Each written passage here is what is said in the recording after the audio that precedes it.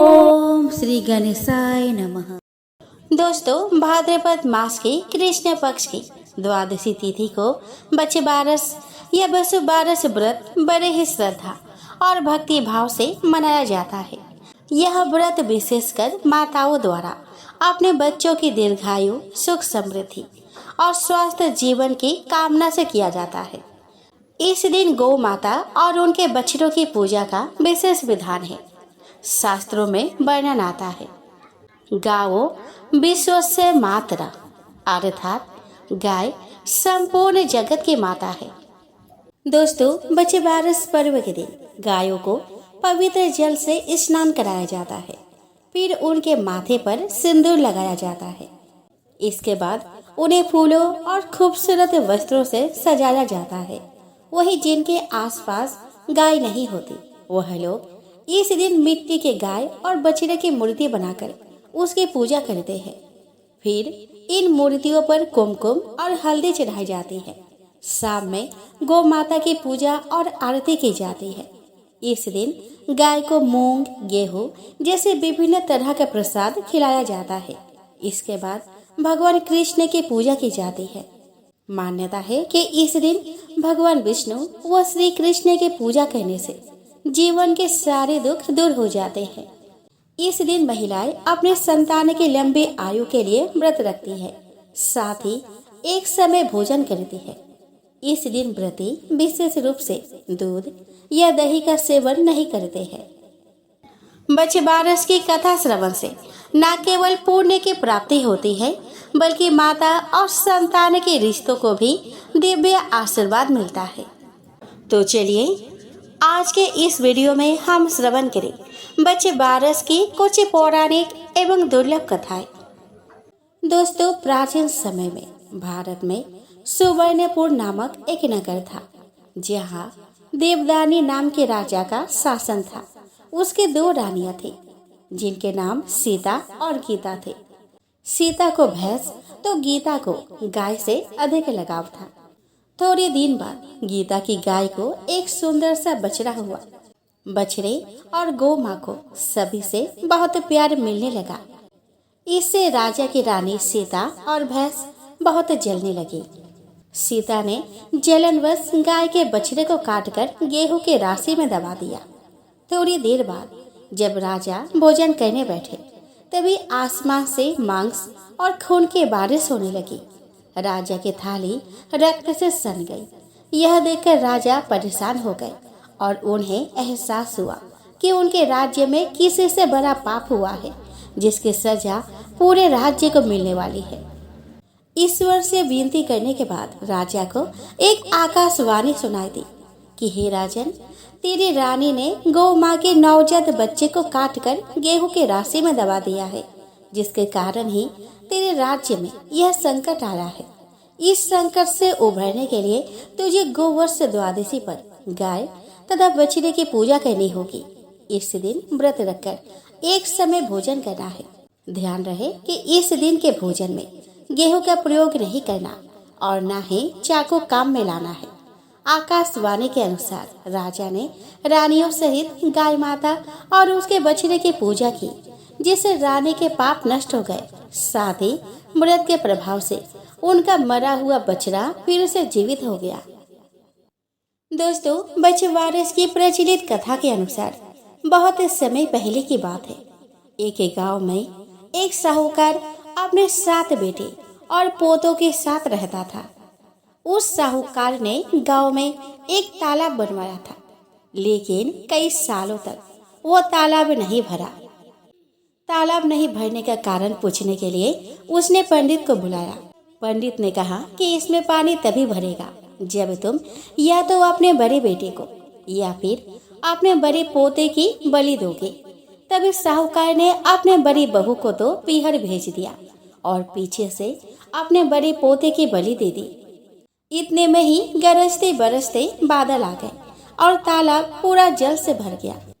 इसके बाद बच्चे बारस आए और सभी ने कहा कि अपना तालाब पूरा भर गया है, इसकी पूजा करने चलो। साहूकार अपने परिवार के साथ तालाब की पूजा करने गया। वह दासी से बोल गया था कि गेहुला को पका लेना, साहूकार के कहे अनुसार गेहूला से तात्पर्य गेहूं के धान से था। दासी समझ नहीं पाई। दरअसल गेहूला गाय के बछड़े का नाम था। उसने गेहूला को ही पका दिया।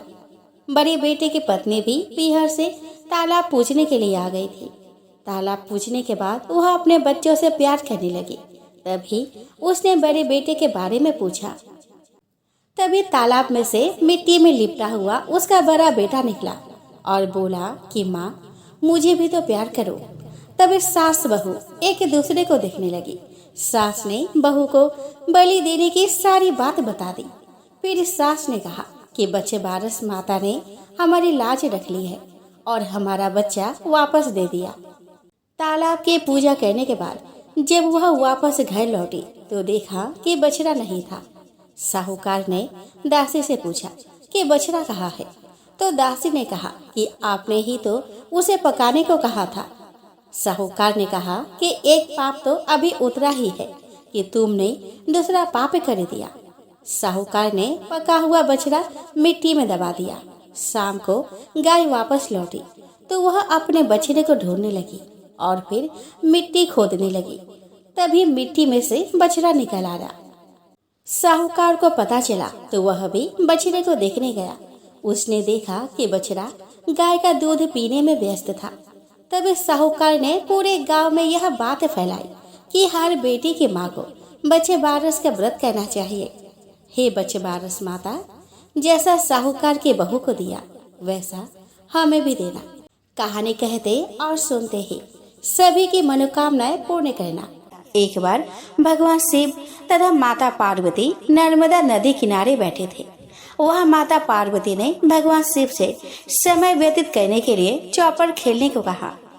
शिव चौपर खेलने के लिए तैयार हो गए, परंतु इस खेल में हार जीत का फैसला कौन करेगा, यह प्रश्न उनके समक्ष उठा। तो भगवान शिव ने कुछ तिनके एकत्रित कर उसका एक पुतला बनाकर उसकी प्राण प्रतिष्ठा कर दी और पुतले से कहा कि बेटा, हम चौपर खेलना चाहते हैं, परंतु हमारी हार जीत का फैसला करने वाला कोई नहीं है।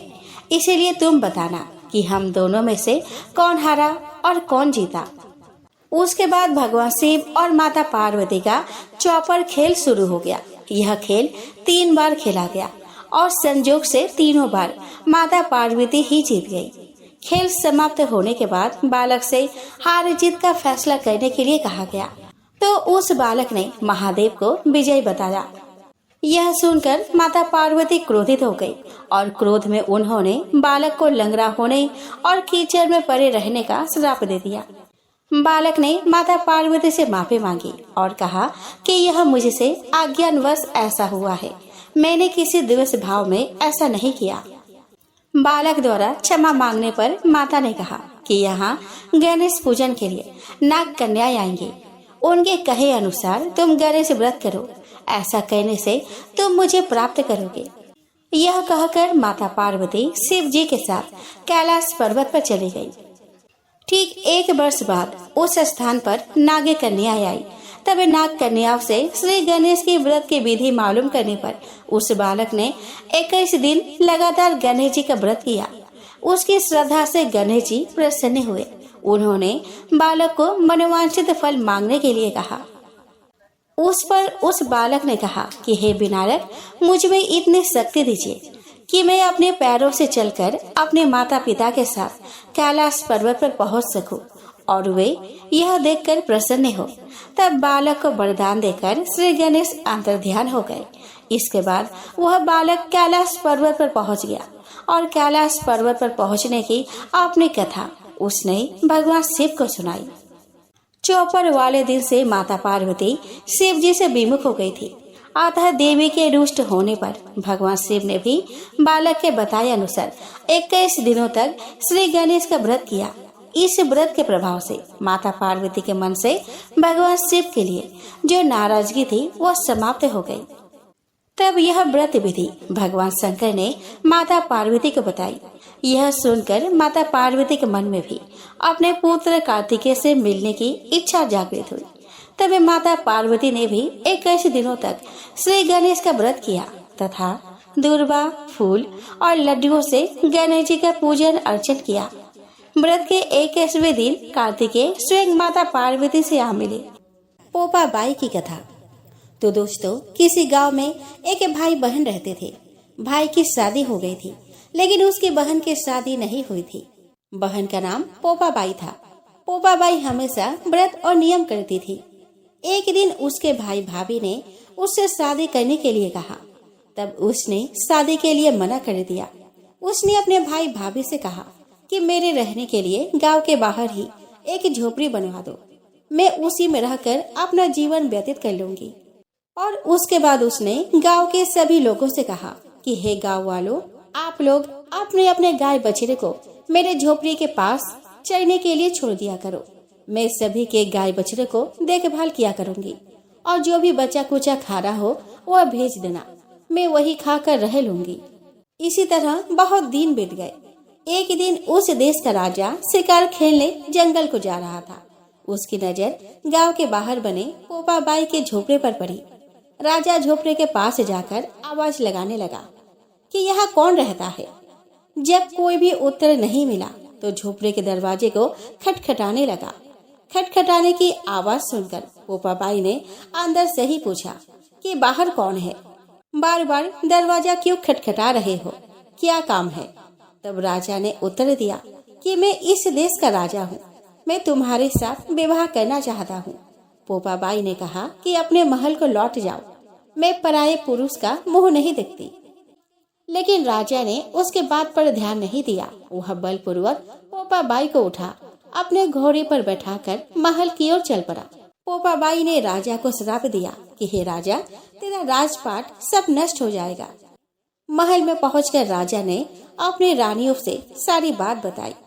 पूरी बात सुनकर रानियों ने राजा से अनुरोध किया कि पोपा बाई को सही सलामत उसके झोपड़े पे छोड़ आए। रानियों के कहे अनुसार राजा पोपा बाई को उसके झोपड़ी पर छोड़ने चल पड़ा।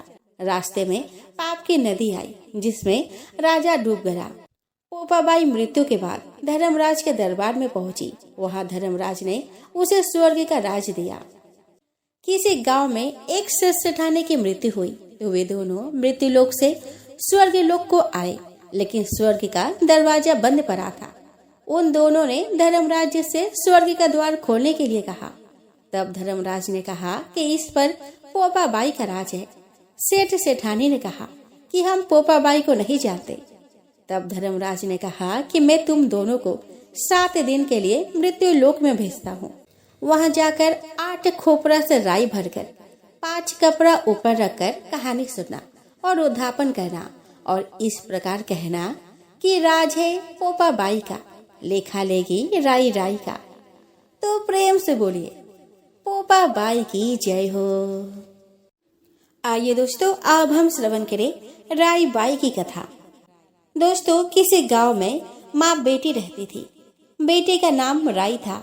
वह बहुत सुंदर और सुशील थी। भगवान कृष्ण की पक्की भक्त थी। एक बार भगवान कृष्ण उसकी परीक्षा लेने हेतु डांसरिया बेचने वाले बनकर आए और आवाज देने लगे। आवाज सुनकर राई अपने माँ से बोली कि मुझे भी डांसरिया चाहिए। माँ बोली कि मैं पैसे कहाँ से लाऊं? बाजरी है वो ले जा। बाजरी के भगवान ने फूंक मारी तो फूस उड़ के राई के आंख में चली गई। राई जोर जोर से रोने लगी। भगवान वहाँ से अंतर ध्यान हो गए। वैद्य का रूप धारण कर वह वहाँ पे आ गए और आवाज देने लगे। राई की माँ बाहर आई और बोली कि वैद्य जी, मेरे बेटी की आंख में फूस गिर गया है, उसे निकाल दो। भगवान बोले कि अगर मैं फूस निकाल दूं तो उसका विवाह मेरे साथ करना पड़ेगा। राई की माँ तैयार हो गई, सगाई कर दी। 11 के दिन विवाह निश्चित किया गया। माँ सोचने लगी कि बेटी को क्या दूंगी। सोने के दुकान पर जाकर बोली कि मेरी बेटी के लिए लौंग और बिछिया बना दे। सुनार बोला कि मेरे पास समय नहीं है, मैं तो कृष्ण भगवान के गहने बना रहा हूँ। वो हलवाई की दुकान पर गई और हलवाई वाला ने उसे वही जवाब दिया। उसके बाद वह बनिया के दुकान पर गई, पर बनिया वाला भी वही बात बोला। माँ परेशान हो गई और परेशान होकर वो घर आ गई। अब वो करे भी तो क्या करे। जब वो घर आई तो वो देखी कि उसकी झोपड़ी महल में बदल गई है। माँ बड़ी ही आश्चर्यचकित हो गई। एवं यह सबको भगवान का आशीर्वाद मानकर आनंद हो विवाह की तैयारी करने लगी। भगवान बारात लेकर आए। माँ ने खूब ठाठ से राय का विवाह भगवान कृष्ण के साथ कर दिया। भगवान राय को लेकर द्वारका गए तो राय के महल में ही वह रहने लगे। दूसरी रानियां चिढ़ने लगी। कुछ दिनों बाद राय पिहर गई। भगवान ने सोचा कि राय के लिए तीज भेजूं। उन्होंने 7 जरी के बेस व 5 सोने के पचेट रखे। 2 हंसों को बुलाया और बोले कि सीधे राय के पिहर जाना, कहीं मत रुकना। राधा रुक्मिणी को पता चला तो उन्होंने हंसों को अपने महल में बुलाकर कहा कि थोड़े मोती चुग ले। हंस आ गए, मोती चुगने लगे। राधा रुक्मिणी ने सारा सामान निकालकर उसमें फटे पुराने कपड़े और 5 कांटे बांध दिए। पोटली हंस को दे दिया। हंस सामान लेकर राय के पास गए। राय खुशी से नाचने लगी। जैसे ही पोटली खोली, 5 अंगुलियों में 5 कांटे चुभ गए। राय दुखी हुई। सावन खत्म हुआ तो भगवान लेने आए। राय भगवान से नहीं बोली। भगवान आए तो राय दूर दूर हो जाए। भगवान ने सोचा कि कोई बात नहीं। राय फिर भी नहीं बोली। इतने पर भी राय भगवान को अपने महल में ही जिमाती। भोजन में दही जरूर देती।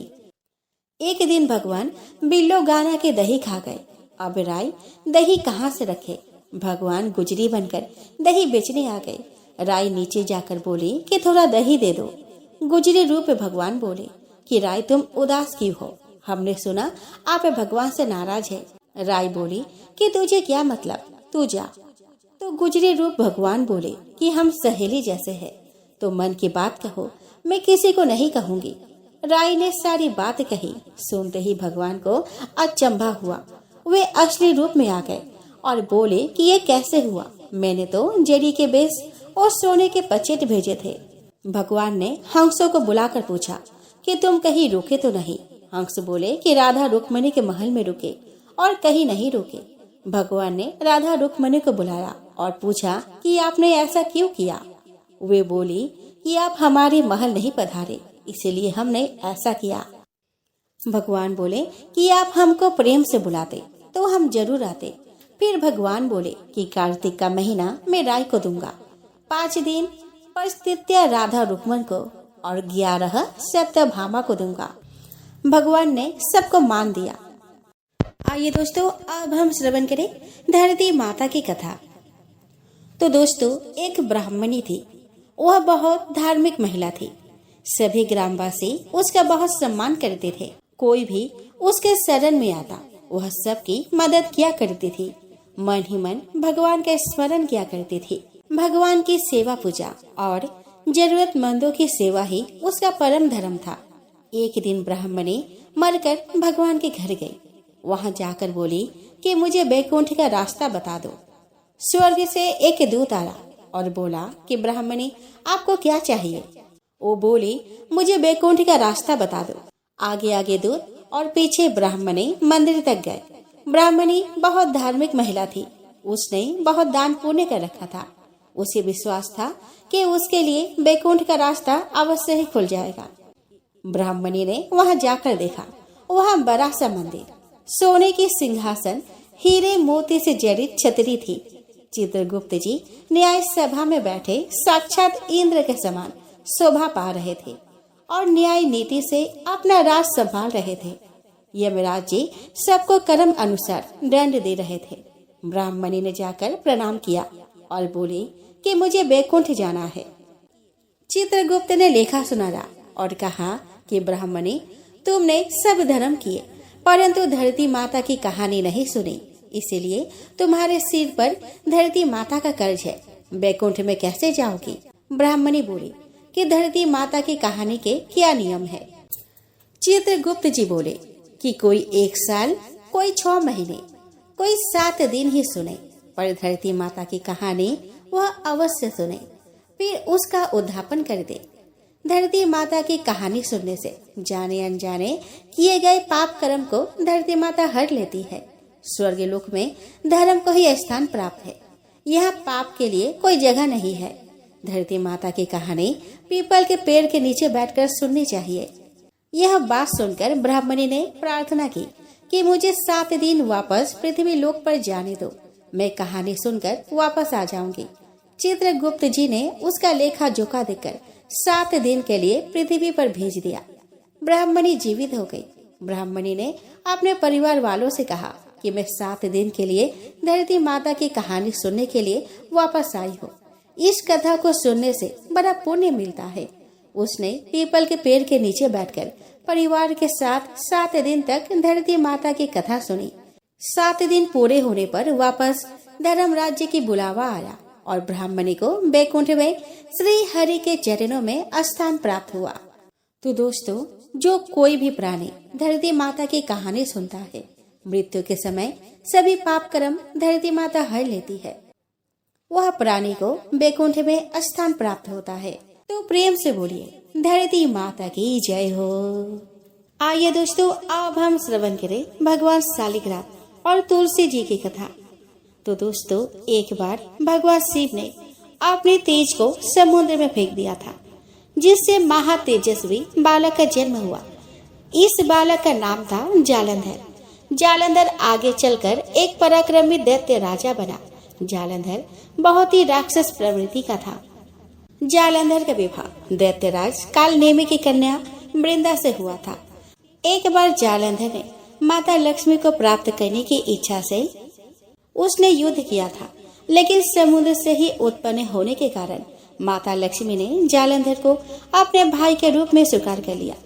जब जालंधर पराजित हो गया तो वह देवी पार्वती को पाने की लालसा से कैलाश पर्वत पर पहुंचा।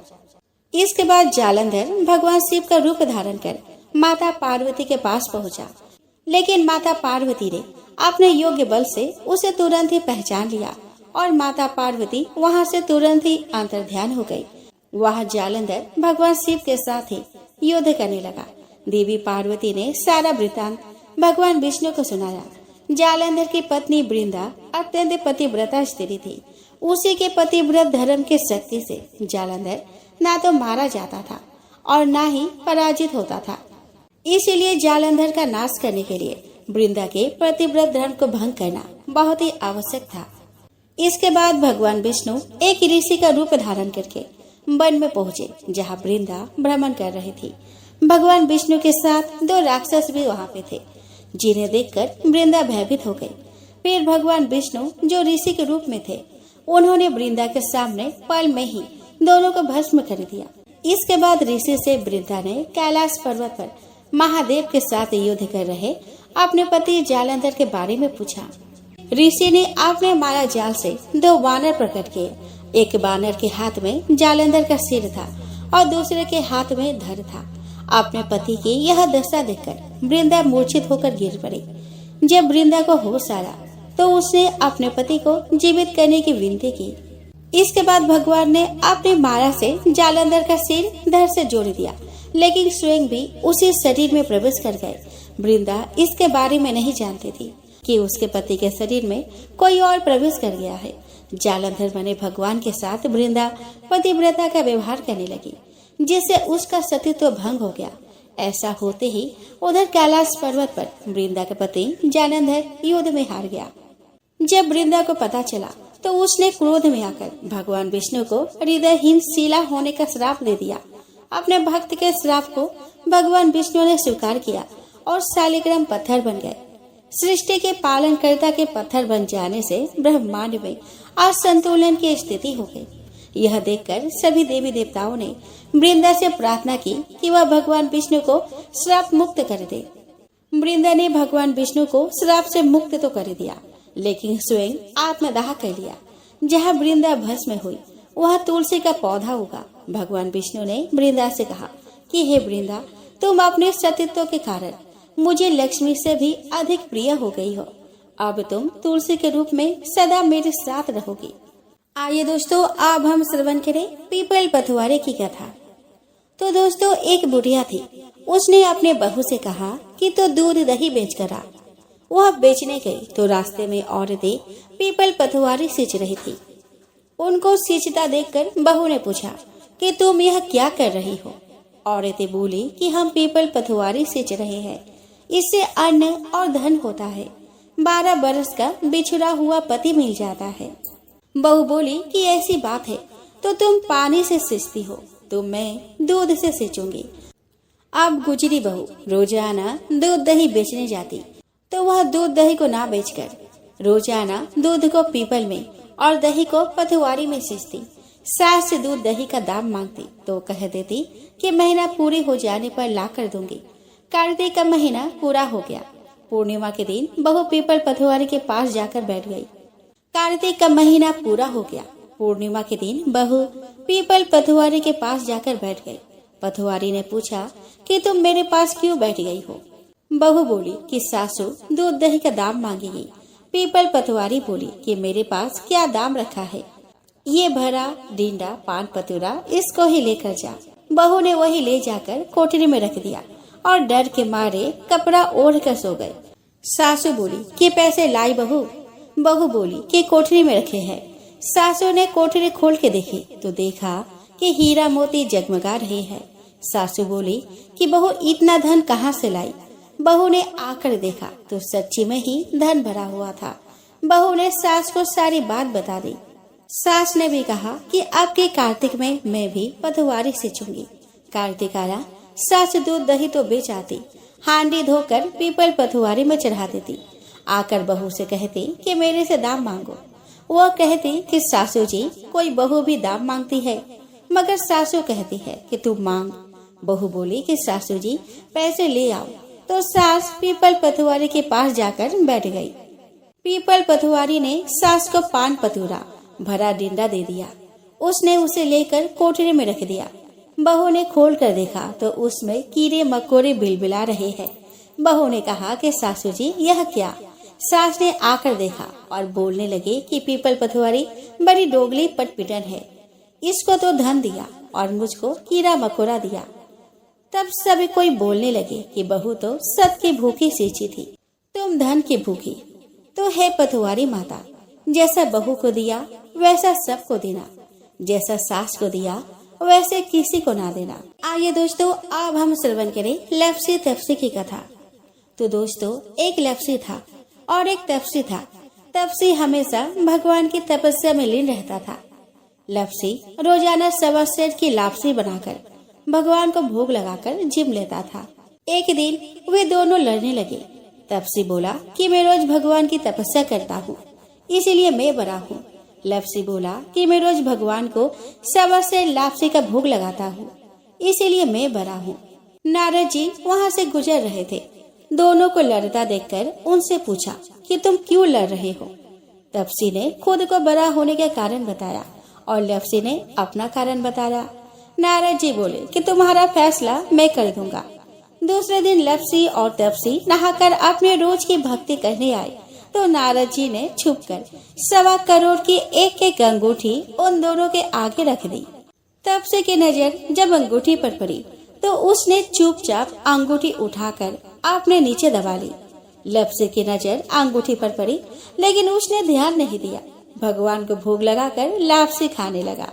नारद जी सामने आए तो दोनों ने पूछा कि कौन बड़ा है। तो नारद जी ने तफ्सी से खड़ा होने को कहा तो खड़ा हुआ तो उसके नीचे दबी अंगूठी दिखाई पड़ी। नारद जी ने तफ्सी से कहा कि तपस्या करने के बाद भी तुम्हारी चोरी करने की आदत नहीं गई, इसीलिए लफ्सी बड़ा है और तुम्हें तुम्हारी तपस्या का कोई फल नहीं मिलेगा। तफ्सी शर्मिंदा होकर माफी मांगने लगा। उसके बाद उसने नारद जी से पूछा कि मुझे मेरी तपस्या का फल कैसे मिलेगा।